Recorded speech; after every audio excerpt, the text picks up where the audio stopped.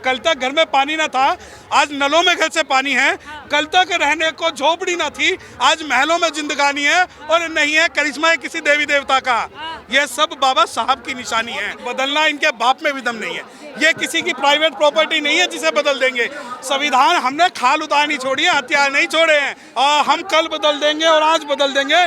2024 में भारत का इतिहास बदल देंगे। एनडीए, इंडिया, फलाना डिखवाना इस गठबंधन के साथ लड़ रहे हैं, वही बाबा साहब काशी नाम की एक पार्टी अकेले चुनाव लड़ रही है। और बहन कुमारी मायावती अकेली वो शेरनी है पूरे भारत में, जिसे किसी भी कुत्ता बिल्ली की जरूरत नहीं। आप बहन जी को तो बी टीम बोल रहे हैं, आप कांग्रेस को बी टीम क्यों नहीं बोलते कि कांग्रेस ना तो जीत रही है ना ही सरकार बना रही है। अगर बहुजन मीडिया पे हमला है तो लोकतंत्र पे हमला है। और मैं चाहूंगा आप नेशनल दस्तक के माध्यम से कि हमें एक ऐसा प्लेटफॉर्म तैयार करें कि हम इस बहुजन मीडिया को बचा के रखें। चाहे उसमें जब भी आपको एक लीगल कुछ भी चीज़ चाहिए होगी तो पूरी की पूरा बहुजन समाज के एडवोकेट आपके साथ रहें। नमस्कार, मैं निधि और इस समय मौजूद हूँ संसद मार्ग पार्लियामेंट। एकदम आप मेरी तस्वीरों के पीछे देख सकते हैं और किस तरीके से आज बहुजन समाज जो लोग हैं वो एकजुट हुए हैं। अंदर की तस्वीरें मेरे कैमरा पर्सन दिखाएंगे कि किस तरीके से लोग जो हैं वो बाबा साहब की मूर्ति पर माल्यार्पण करने पहुँचे हैं। और लगातार लोगों के अंदर जो जागरूकता है वो आपको देखने के लिए मिलेगी कि किस तरीके से लोग जो हैं वो यहाँ पर उत्साहित होकर आज बाबा साहब की जयंती को सेलिब्रेट कर रहे हैं। यूथ भी यहाँ पर आए हैं, युवाओं से भी बातचीत करेंगे। युवा जो है किस तरीके से, सोचिए 1 बजने वाला है लगभग, लेकिन लोगों की जो भीड़ है वो कम होने का नाम नहीं ले रही है। लोगों के अंदर जो भीड़ है वो बढ़ती हुई दिखाई दे रही है। सर, कहाँ से आए आप? जिला अमरोहा से। जी, कैसा लग रहा है बाबा साहब की जयंती पर? बहुत बढ़िया लग रहा है। तो पहली बार आए आप? चौथी बार। तो लोग जो हैं वो कई बार जो है बाबा साहब की जयंती पर संसद मार्ग आते हैं। क्या कहेंगे बाबा साहब की जयंती पर युवाओं को? बहुत बढ़िया लग रहा है हमें तो यहाँ पे आने से। तो महिलाओं की संख्या भी आप देख सकते हैं, युवा जो हैं वो आपको दिखाई दे रहे हैं और युवाओं से बातचीत करेंगे कि किस तरीके से लोग जो हैं वो आज बाबा साहब की जयंती को सेलिब्रेट कर रहे हैं। क्या कहेंगे सर, कैसा लग रहा है? आज 133वीं जयंती है और कहाँ से आए आप? हम लोग आए हैं आजमगढ़ मऊ से। कैसा लग रहा है? स्पेशली बाबा साहब की जयंती के लिए आए हैं? उन्हीं के लिए आए हैं। और नहीं, यहाँ मैं यूपीएससी की तैयारी करता हूँ और यहाँ आके हमको बहुत गौरवान्वित महसूस हो रहा है। बहुत अच्छा तो कैसा महसूस हो रहा है? क्योंकि यहाँ तो लोगों ने परसेप्शन बना दिया है कि एक ही जाति के डॉक्टर अम्बेडकर हैं। नहीं, ऐसा कुछ नहीं। बाबा साहब ने बहुत लोगों के लिए सब कुछ किया है, खासकर महिलाओं के लिए किया है। महिलाओं को तो किसी भी जाति की महिलाएं हो उनके लिए हिंदू कोड बिल लाया है। उन लोगों को चाहिए कि सुबह उठ के उनका सभी जाति की महिलाओं को पूजा करना चाहिए बाबा साहब को, सबके लिए। आरबीआई लोग देखिए यहाँ पर आपको देखने के लिए मिलेंगे कि किस तरीके से लोग जो हैं वो जागरूक हुए हैं। लोगों से बातचीत करेंगे कि किस तरीके से। हेलो सर, कैसा लग रहा है आपको 133वीं जयंती मना रहे हैं? बाबा साहब डॉक्टर भीमराव अम्बेडकर साहब की जो 133वीं जयंती हो सकती है, परंतु हमारे लिए वो त्यौहार है जहाँ हम बहुजन समाज के सभी अपने भाई बहनों से और क्रांतिकारियों से मिलते हैं। और 2024 के अंदर ये देखिए कि ये सैलाब है जो यहाँ पर आया हुआ है। वो सैलाब इसलिए आया हुआ है कि इस बार 2024 से और बहुजन समाज का आदमी यहाँ से एक प्रण लेके जाएगा कि हमें जो पूना पैक्ट से चुने हुए जो लोग हैं वो नहीं चाहिए। और parliament is the master key which can open any door of the progress, so we are here to open the door of the progress through the parliament. और जो हमारे लोग हैं वो यहाँ आकर एक पॉजिटिव एनर्जी लेकर 2024 के इलेक्शन के लिए 133वें बर्थडे पर एक प्रण लेके जाएंगे। जी, चूँकि आप वकील हैं, क्या कहेंगे कि ऐसा माहौल बनाया जा रहा है कि संविधान खतरे में है, बहुमत से सरकार बनाइए, हम संशोधन कर देंगे संविधान के अंदर? देखिए, संविधान बहुत बदलना इनके बाप में भी दम नहीं है। ये किसी की प्राइवेट प्रॉपर्टी नहीं है जिसे बदल देंगे। संविधान हमने खाल उतारनी छोड़ी है, हथियार नहीं छोड़े हैं। तो संविधान बदलने से पहले हमारे जो हथियार है वो आज भी रखे हुए हैं। संविधान तो बहुत दूर की बात है, बाबा साहब के बच्चे अभी जिंदा है। ये बात सही है कि हमारे रियल रिप्रेजेंटेटिव जो हैं वो अभी यहाँ पर सत्ता में नहीं है, परंतु संविधान को हम बदलने नहीं देंगे। इस बार 24 में जवाब देगा बहुजन जवाब देगा। 2000 वक्त हम कल बदल देंगे और आज बदल देंगे। 2024 में भारत का इतिहास बदल देंगे।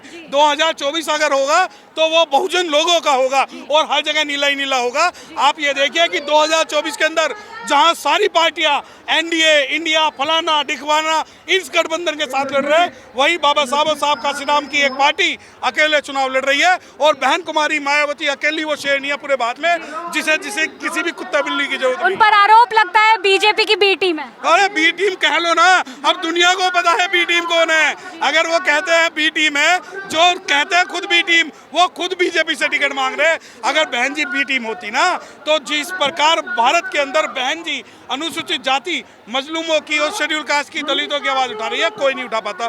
बहन कुमारी मायावती अगर बी टीम होती तो इंडिया या एनडीए गठबंधन में शामिल हो जाती। आप बहन जी को तो बी टीम बोल रहे हैं, आप कांग्रेस को बी टीम क्यों नहीं बोलते कि कांग्रेस ना तो जीत रही है ना ही सरकार बना रही है, तो क्या कारण है जो कांग्रेस है वो पूरे भारत में इलेक्शन लड़ रही है। कांग्रेस आज तक बी टीम नहीं हुई, जबकि बीजेपी के सारे नेता कांग्रेस से आए हैं, और दोनों ही संघी जो लोग हैं दोनों ही कांग्रेस में, दोनों ही भाजपा में। और जहां तक बी टीम की बात है, अगर बी टीम होती तो बहन कुमारी मायावती इनके सामने सरेंडर करके एनडीए या इंडिया गठबंधन को समर्थन दे देती। किस बी टीम की बात कर रहे हैं? समाजवादी की, जिसके चाचा ताऊ फूफा सब बीजेपी से लड़ रहे हैं, आरजेडी के जो खुद बीजेपी से समर्थित हैं। किस पार्टी की आप बात करते हैं? अगर आप बहन कुमारी मायावती और बहुजन समाज को सोचते हैं कि अगर ये इंडिविजुअल लड़ रहे हैं तो बी टीम है, तो मैं बता दूं भारत के इतिहास में बी टीम का मतलब है बहुजन टीम। टीवी अखबार तो कह रहा है बीएसपी का दौर खत्म हो गया है। अरे ये दौर जो कह रहे हैं ना, हम तो वो दौर वाले जिन्होंने एक सीट से भारत की सरकार घेर दी थी। और दौर वाले ये कल तक साहब काशीराम को चैलेंज करते थे कि ये आदमी काउंसिलर नहीं जीत पाएगा, मुख्यमंत्री क्या बनाएगा। और जो ये टीवी मीडिया, जो बिकाऊ दलाल भांड मीडिया, हमें बिकाऊ दलाल भांड मीडिया की जरूरत नहीं है। मेरे पास अगर नेशनल दस्तक जैसा कोई चैनल है तो मेरे लिए वो दुनिया का सबसे बड़ा नेटवर्क। को भी सरकार ताला लगा रही है, आर्टिकल 19 को भी ताला लगा रही है, आप देखेंगे। आपके पीछे जो वकील खड़े हुए हैं ना, ये समाज की प्रोटेक्शन के लिए खड़े हुए हैं। आप ये मानिए कि हक परस्ती में जब कभी रायशुमारी होगी, वहाँ सबसे पहले आवाज हमारी होगी। और आप पे अगर बहुजन मीडिया पे हमला है तो लोकतंत्र पे हमला है। और मैं चाहूंगा आप नेशनल दस्तक के माध्यम से कि हमें एक ऐसा प्लेटफॉर्म तैयार करें कि हम इस बहुजन मीडिया को बचा के रखें।